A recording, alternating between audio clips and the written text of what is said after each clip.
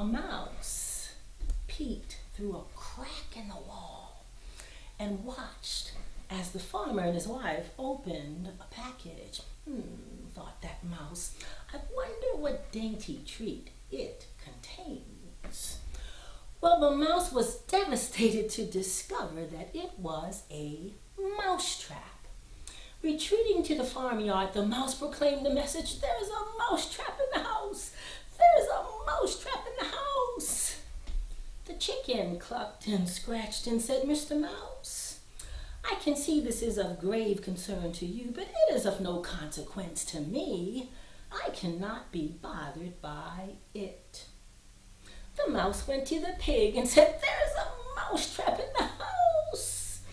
The pig said, "Mr. Mouse, I'm so sorry, but all I can do is pray. Be assured that you are in my prayers." The mouse went to the cow and said, "There's a mousetrap in the house. There's a mousetrap in the house." The cow said, "Mr. Mouse, I can see this is of grave concern to you, but it is no skin off of my nose." So the mouse went back to the farmyard, dejected and discouraged, to face the farmer's mousetrap all alone.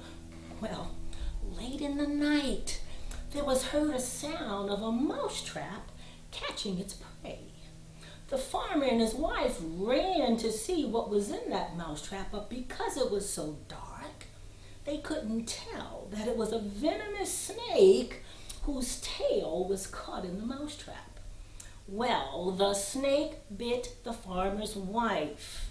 The farmer rushed her to the hospital, and she came back home that night, but she came home with a fever.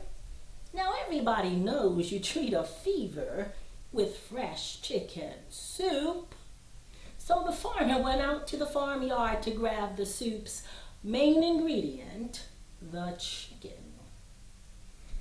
The wife got a little better, then a little sicker, then a little better, then a little sicker, and her neighbors were so concerned that many of the women came to sit with her around the clock. And in order to feed the extra guest, the farmer had to kill that pig.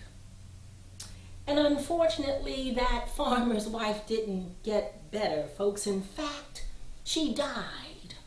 And so many people came to her funeral that the farmer had to slaughter the cow to feed them all. So, the next time someone comes to you with a problem and you think it doesn't concern you, remember, when one of us is threatened, we are all